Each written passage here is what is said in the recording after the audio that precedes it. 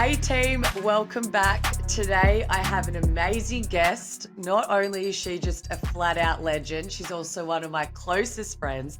She's an Olympian, two-time WNBL champion, bronze World Cup medalist with the Opals, and she just is a vision of sunlight and resilience, a beautiful human being. It is Sara Blicavs. Welcome, Sarah. Thank you. Vision of sunlight right here. Thank you. Ray of sunshine. Everyone needs a Sarah Bear in their life. So I want to get straight into it with you, but everyone, you need to stay tuned because we have a very special announcement coming up later, but you have to keep watching if you want to hear it. So, Sarah Bear, it's been over a year now. You just had massive back spinal surgery. Like, this is something you don't mess with.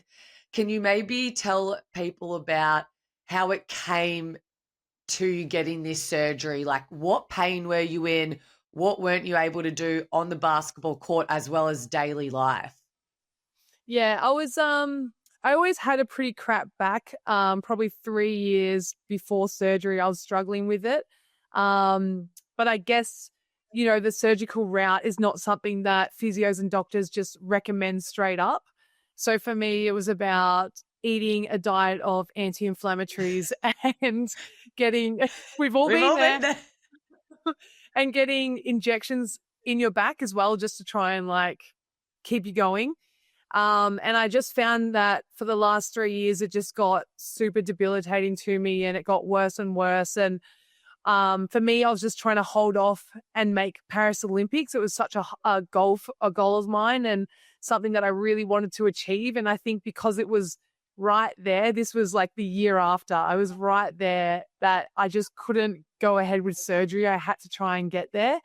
And it wasn't until probably after Christmas, I took a fall in it against Townsville. I think the game was December 23rd, 2023. And basically from that moment on, it just got worse and worse. And I started to get pins and needles down my legs after games. Oh. I couldn't stand up off a couch comfortably without taking 15 seconds to be upright. I was scared to sneeze. Wow. And all of this basically I realized was not okay and was not normal. And for me, going ahead with the surgery wasn't even necessarily for basketball anymore. It was actually for quality of life. Yeah. And it was a risk. I didn't know if I'd be able to come back and play basketball again. But for me, I just wanted to live life normally and pain-free. And like I said, mentally, I was struggling hardcore with it. I was so upset with my basketball performance. I felt like I couldn't play anymore. I felt like I wasn't athletic anymore. And yeah, life was pretty shit for me at that time. So I ended up going ahead with the surgery. I was really flat for 3 weeks because I knew that meant no Olympics and again, potentially no basketball for the rest of my life. But here we are, thriving, absolutely thriving, not even surviving anymore, just thriving. Yes, that doesn't happen often. So I'm snaps for that. And you spoke about just then that 3-week period where as an athlete, we've all been through, like, you don't make a team or you get injured. All, your dreams, everything you've worked so hard for, blood, sweat, and tears. I can only imagine I would have been exactly the same, we'll say, a shell of a human being. I guess, how did you go through that period in that 3 weeks? And how did you come out the other side? What techniques did you use? Or just, again, like I say, everyone needs a Sara Blicavs in their life because you are the way you go about life. You're just so happy. You're so positive. You find, the light in everything. What was that like? Yeah, it was tough. I guess as you understand, your whole identity is basketball. So it is a struggle, but for me, I guess I've always had silver linings in the back of my head, and I'm such a believer in everything happening for a reason. And for me too, basketball is not life. And I understand that and I realize that. Look, I say this now. I got the surgery when I was 30 years old. If I was 24, it could have been a different story. I don't know how I would have coped with it. But having already made an Olympics, even though for me, making it as an emergency, I don't see myself as having made it properly yet. So that's why I was probably upset. But I had made a World Cup as well and won the rose gold medal too. So I had achieved some stuff in basketball. So it was probably an easier process than, like I said, if I was 24 years old. Um, but at the same time, it was that bad that quality of life was huge for me. And, um, like I said, everything happens for a reason, and I just knew that things would work out no matter what. And I guess I started my own business a couple of years ago, so I had something on the side too. I had a beautiful partner in Daryl George who love hearing this, but Shout out you know, Georgie Porgy. yeah, finding someone that obviously you love, and now you've got their lives as well to focus on. And um my brother Chris and Steph, who used to play basketball as well, like they've got two beautiful children. And I would go and speak to them and hang out with them, and not once do they ever ask me about basketball. Not once do they even care. Like, I could have played a terrible game and they wouldn't even care. And I just realized that no one cares about it. No one cares about basketball. No one cares about you. And there's more to life. And, this just had to be a way to go. And yeah, I ended up genuinely really enjoying my whole rehab and recovery process. I actually found it quite fun. And I think it's been the best thing for me mentally to just completely refresh and restart. So, And yeah. I really agree. It's so important as you get older. Yeah, you get more wise as you age, age like a fine wine as well. But Oh, yes. but it's you just learn so much about your life, what is important, and you realize, like you said, these people don't base me off a number. And I think it's so great that you have that support system. And I think any young kid or even just teenager, adult going through an injury or a hard time, like find your circle and your people who you can trust. And I think it's important to like be vulnerable, because feeling all the feels is what helps you get to the next step where you want to be. And I think I want to talk now a little bit about what was your rehab like? Like, obviously can you explain a bit about the fusion and Yeah. then how you got back to playing basketball and becoming a meow meow, like we like to say with the NBL One Melbourne Tigers? Meow, meow. I love that. Meow, meow. Or we like to call it a raw, raw. Raw, raw. Um, yeah, so firstly, I guess the biggest thing for me was as soon as I woke up from surgery, I had to wiggle my toes and move my legs, because I got told going in there was a 3 to 4% risk, which honestly, if you like actually put that into people in numbers, that's 3 to 4 people have a risk going into surgery out of 100. Yeah. So straight away, as soon as I woke up, I wiggled my toes, I moved my legs, and I was like, okay, Thank no God. matter what, life's fine. So we're all good. And then for me, I had to the next day try and stand up, which was the worst pain I've ever been through in my life, but we got there. And then basically from that moment on, I could go for 3 to 4 walks if I could do that every day. And there were slow walks. Like, I couldn't walk properly either. Like, it's not necessarily that I had to learn how to walk again. I just had to get used to walking again. I was really splayed footed and I couldn't move my back. Yeah, it was really odd. Um, and yeah, basically the first 3 months, I wasn't allowed to bend or twist my back at all, which was a bit of a struggle. And I could only stand or sit for no more than half an hour at a time. And then I had to go and lie back down. So the first 3 months was quite hard. I had a pick up stick if I dropped things on the floor, which happened all the time. It's like as soon as your bend gets taken away from you, everything fell out of my hand. So that pick-up stick was absolutely life-changing. And yeah, for me, my whole rehab process, like, I'm very, very grateful and lucky and fortunate that I got a scholarship to the Victorian Institute of Sport, and they helped me so much. And I've thanked them in like every single interview that I've ever done. But Steve Hawkins, the physio, and Nathan Lee, the strength and conditioning coach, were the two greatest, still to this day, greatest humans in my life at the moment. They spent almost every day with me, rehabbing me, watching my movements. They were so cautious with me. And yeah, like, I'm just lucky that I had the time to do the rehab as well, because I understand if you don't, you wouldn't be in my position. But yeah, they were the biggest, I think, benefits to my rehab. And yeah, from that moment on, I just like started swimming or, learning how to swim and um Yeah, not many yeah, basketballers can swim like in general. So exactly right.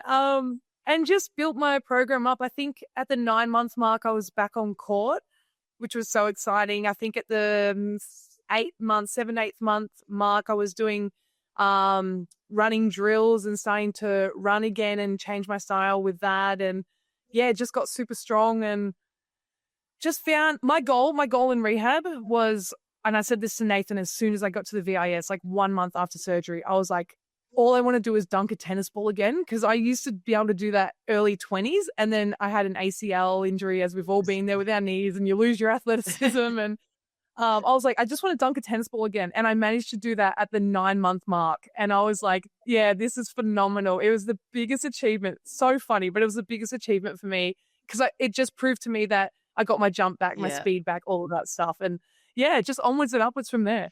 And obviously that was a big goal. You were like, tick, was able to dunk a tennis ball. So cool. Wish I could have been there in the flesh to see it. Because I remember we caught up for coffee and we were sitting down and you're like, oh, yeah, it's time now. I must stand and do a little shuffle. So it's so crazy, like to go through some of the process of seeing you in each stage. And then you've come full circle. And like you said, you're just so happy because one, quality life is like the most important thing. But then you're back doing something that you actually fell out of love with because your body couldn't do what you wanted it to do. And now it can. And now you're just having fun with something that once was a passion, which is like so beautiful.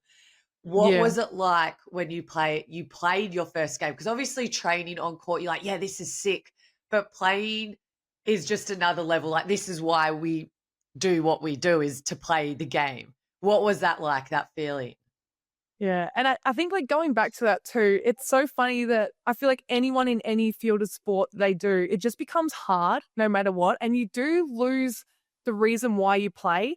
And I know coaches and, support staff are like, just remember why you play. But you can't actually remember the reason why you play until you go through some like this, Yeah. And so Trauma. for me, yeah, like basketball's hard. It's so mentally tough. You hate your coaches at sometimes. You hate your teammates sometimes. Like you're there every day. It's the same routine. And so having that break was amazing. And then I think like coming and playing again, like I'm just so happy, as everyone knows. It's so fun. I love working hard. I love being competitive. I love being free on court and being able to play again. And for me, I think going back to Melbourne Tigers, that was my junior club. It's like a sense of nostalgia as well. And when I played for Tigers when I was 15 years old, I was having so much fun. Friday nights were the best night of the week for me. I loved it. And I have that feeling again as well. So I'm back on court and I'm like, oh, this is great. If I screw up, oh, well, like my favorite quote is meh, M-E-H, like meh, whatever. You know what I mean?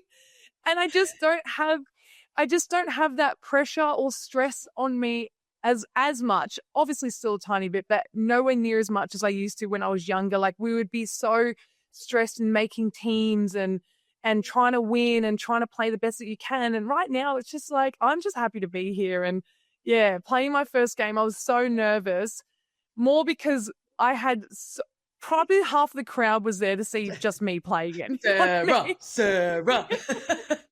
They don't care if I screwed up or if I didn't do well. They were just genuinely excited for me to be back out on court. And so I was a bit nervous about that. But once I started, I was like, this is such a joy.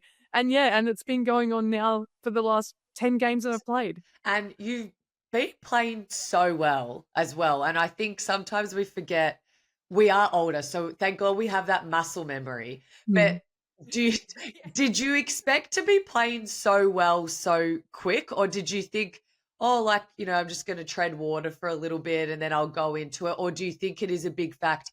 I'm just loving what I'm doing. And so therefore I'm playing freely, I'm playing with ease, and I'm with teammates and a coach who like support me in what I'm doing.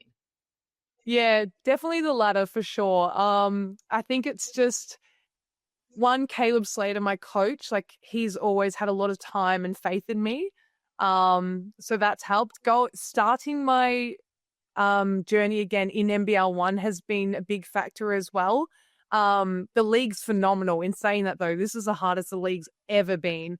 And I mean, every team has like at least 3 WNBL players on it. But still, it's just that little bit level below WNBL. So physicality, it's a little bit easier for me to kind of get my game back and stuff like that. I mean, I am shooting the ball a lot as well, which helps with my stats. I just think it's generally because I'm just enjoying life. I also had a great rehab, and it's not like I was rushed to come back. So, it's not like I'd been back on court for a month and now I'm trying to play. I had built up to this stage.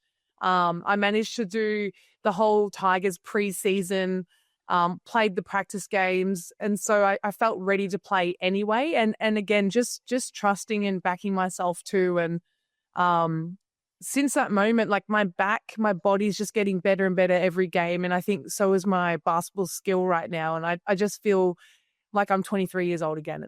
It's a nice feeling. Must be nice. Oh, I wish. And speaking Go of, get yourself a back surgery. Yeah. You'll be fine. nah, Yeah. and no, touch wood. But speaking of stages, you then just represented Australia with the Opals at the Trans-Tasman Showdown. Okay, you've been out of the game for a year. Did you, one, expect to see your name like on the Opals list, and then two, let alone, okay, I've gone to camp, but now I'm actually able to put the green and gold on again? Like, what again was this emotion and feeling running through? Because I'm sure for a small period of time you thought maybe I would never do that again. Yeah, for sure. I got asked that question in a press conference over in Adelaide when we were there, and I actually cried. And I'm not normally You're a crier, not a crier. no, but I got so emotional. And it really did hit me that I can't believe I'm back here and really enjoying it, playing the game I love, and already back with the green and gold is just like, it was so overwhelming to me. Sandy called me. The Opals have been really good throughout my whole journey, and I do understand that I am lucky that I have been in that program for so long now that I do get these opportunities to get thrown back into camp, which is really nice. I guess Sandy's always known how I can play. She just wanted to see how my back and my body were moving, So she called me, I think, in January or February, and she was like, how's your back going? We've got a camp in April. 1, would you like to be a part of it? 2, do you think you're ready for it? And I was like, I would absolutely love to be a part of it. That's amazing. Unsure if I'll be ready for it, but why not? Let's just give it a crack anyway. I was like, just don't make me defend any of the point guards or the speedy guards and I'll be fine. Because like defense is the slowest thing to come back, right? Yeah, and I actually shocked myself. I felt like I could hold my own there. I obviously a bit rusty, but yeah, I felt fine out there and I felt so comfortable in that environment as well. It was almost like my happy place.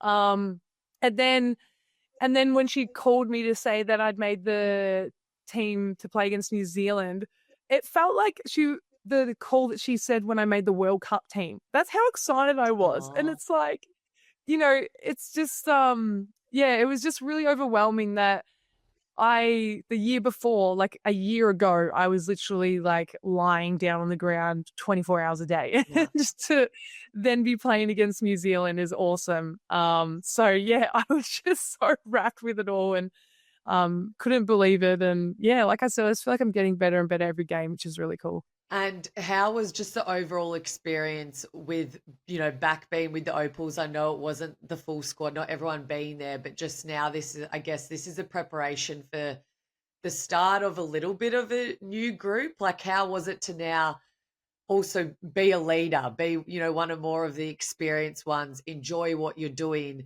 when you get on the court? Like, how did you leave those matches against New Zealand? No, you'd come away with 3 wins and just like experiencing all that again. Yeah. You know what's really cool? This is how much I know I've grown up. And I guess probably being out for a year has helped that when I played those games, I felt so calm and collected out on court. And then I would see some of the other girls and they'll just be like, and I was like, I used to be like that. Girls, calm down. We're fine. I used to be like that though, which is wild. I definitely felt like more of a leader, which is really cool. So I got to work on that side of the basketball, and leading and yeah, just trying to help the young girls as well. But I love being a part of teams like that because it's so fresh and it's so raw and you understand how these girls are feeling. They're excited, they're nervous, they're scared, and they're out of control, you know what I mean? But it's just such an enjoyable environment to be back a part of. And we've got some amazing talent in Australia now. The girls that are playing, that are coming into the scene, everything, it's going to be so hard to make future teams from here on out. And obviously there was like maybe I think about 6 girls that just got cut from WNBA, and half of them shocked me. I'm like, Yeah. they are in their prime, they're killing it, like absolutely killing it. But still, the fact that we've got this many opportunities for training camps and WNBA and everything, like the future is so bright with Australian Opals. And I'm just going to try my best to hold on to any hope of a spot that I have and see how we go. But yeah, it's the New Zealand series was just a lot of fun to be a part of. And now, obviously, the NBL 1 season comes to an end around August. You missed last WNBL season. Can Sara Blicavs fans potentially see the Sare Bear back playing in the WNBL this season? The Sare Bear. I love that. I should get that on the back of the jersey. Yes, I would say there's probably a 90% chance I'll be back in the WNBL this season. Ooh, okay. Who I cannot tell you, but we'll go from there. Can I ask? I'm sure I'm not going to get an answer. A potential state? Oh, no comments. That's very well said. Publicist I happy. feel like I will be going somewhere that will support me in my future endeavors and somewhere that I will be the most happiest. Oh, So. boring story. No, I'm actually really, I'm so happy. One that just like this full circle moment. I remember when you sat me down, we were at Mr. Squeeze having a juice in St. Kilda, and I don't cry. Shut it up. I don't cry either. Sponsorship. Yeah. And you had told me what was happening to you and what was going on, and I cried, and I don't really cry like that. And like that's how much I just love you and cherish you and know how hard you've worked and what you've gone through and your outlook. So like it's so great just to see you back on court doing what you love, dunking tennis balls. And everyone I know would be behind you, backing you for the rest of the NBL 1 season. Obviously with Opals and WNBL # watch this space. Can't wait to see. But with all this like going on in the next year, I guess it's going to be jam-packed. Do you have any goals, whether that be on or off the court? Yeah. For me, I have such ambition to make the LA Olympics. So that's huge for me. I would love to be a part of all of that, including Worlds next year. But at the same time, whatever happens, happens. You know what I mean? Like, I don't want to put myself under that pressure anymore. I still will, like, as we all do as athletes, but I think I've done a much better job at just being present and being in the moment. And, it is what it is. That's completely out of my control. What's in my control is to have fun, play hard, and, just keep working on my game. And from whatever happens after that, it is what it is. But obviously I'd love to be at LA Olympics. I feel like that would end my Australian career quite nicely too. Because like, if I made that, I'd be 35, 34, 35. Like, who can be bothered playing for Australia after that and trying to chase like Nadio around and trying to chase like Georgia Amore around? I can't be bothered. My knees would not be able to handle that anymore. So It's easy. I feel like, if I can get to that, I would be happy to like end the basketball career or, at least the Australian stuff at that point. So that's my goal. Oh, no, I love that. And of course, we're all behind you, backing you, and can't wait to see what Sara does. And it'll be so good to see you back in the WNBL again. All the Aussie fans can get back and watch you play. And one other thing I really want to ask you is, we've been through the highs and lows with sport. Is there anyone who's going through a great time or a hard time, just any advice that like you would love to give and share your wisdom. Yeah, I think that's really good. Look, it's hard because everyone's at different stages of their career, right? Yeah. So I can give out my advice on like, don't stress about it. But at the same time, they might not have made, teams or they may have been a different age group. But I think the biggest thing, and I say this, and I've said this to you 1,000 times, we talk about it all the time. It's hard. Like I say this with as much respect to everyone, but people don't care about you. Right? No, seriously, besides your family, your close circle, no one cares about you. I'm talking about if you play a terrible game, no one's going home and thinking about your terrible game except for yourself. If you score 40 points a game, no one is going home and being like, wow, that person scored 40 and are thinking about Yeah. you. No one cares. Daryl's not like, I love you more because you scored 40 points tonight. Exactly right. And I think once you realize that no one actually cares, you'll be so much better off, right? Your, extreme rehab process. Obviously, people like feel for you. All right. I'm not taking that. Obviously, they feel for you. But at the same time, no one's going, oh my gosh, that girl's been out for 6 months. I wonder how she's going. I really feel for her. I wonder if she'll ever make a team again. No one's thinking like that. So you may as well just stay in the present, right? Do your best to just like whatever benefits you on that day, right? If that means an extra training session, if that means like a relax by the ocean or a holiday or an alcoholic beverage, whatever it is, you do what benefits you on that day. And I just feel like life will be great. And I love that. This exactly is a representation of a ray of sunshine in the sunlight in Sarah, is just the positivity. So, no, thank you for that advice. Everyone jot it down on your notepad because there will be a time that really, like, it does come in handy and it will all make sense. But Sarah, now we've spoken about your journey. Thank you so much for opening up about it. It is time for the announcement. So, Sarah is joining basketball.com.au. Yes, I am. Woo!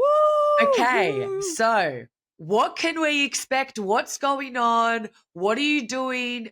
How can we watch it? Tell us, give us the tea as much as you can. So I know it hasn't even been announced yet. This is the big announcement. Wild. Basically, I'm going to be interviewing athletes, coaches, I guess whoever people want me to interview. Be taking them out for a nice little brunch, maybe a lunch, a coffee, a wine, an ice cream. Honestly, it's up to them wherever they want to go.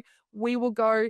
And for me, it's just about getting to know the person over the athlete. We all do interviews about basketball, and sometimes it's nice to actually get to know the person behind the scenes and their personality. So that's my goal, is to just try and get their goofy side out, and probably all I can say right now. But it's all in the works, and I think we're about to interview the first couple of people coming up soon. So yeah, super excited to be on board, joining you, Coley, and your beautiful face. No, Wow. stop it. Well, okay, everyone, make sure you stay tuned in because I love that you're getting to know, like you said, the actual people and the inside of, these humans, not just the athlete that plays sport. Because you know what? The more people get to know the athletes and their personalities, the more they want to come watch games. They want to, they want to support everyone and what they're doing. So I think it's super, super great. So Sarah, thank you so much for joining me today. I appreciate you very much. Thank you, Coley. You've been great. And team, make sure you tune in next week as we talk things basketball all around the globe. But make sure you tune in because Sarah will also be joining basketball.com.au. It's a Colwell.